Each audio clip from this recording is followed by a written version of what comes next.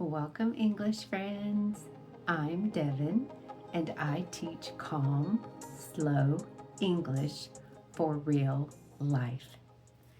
In this video, I will show you the final common use of the word for, and we will quickly review all the ways we use for in English.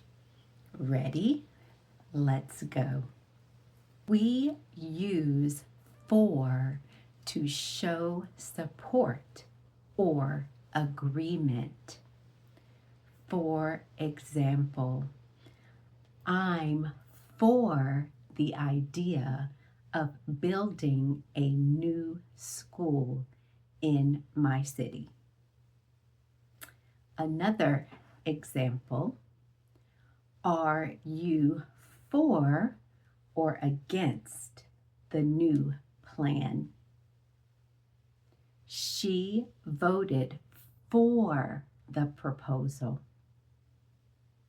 When for means support, it is usually followed by an idea, a plan, or a decision.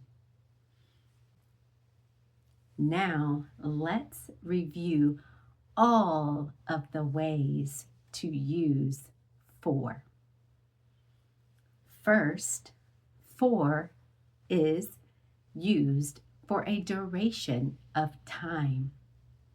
For example, I lived there for 3 years. For can be used for purpose or reason. For example, this class is for learning English. Number 3, for can be used for benefit or recipient. This gift is for you. Number 4, for can be used for exchange or price. For example, I bought a cup of coffee for $3. And number 5, for can be used for support or opinion. For example, I'm for this new plan. In the next video, I will explain for versus to and when each one is used correctly.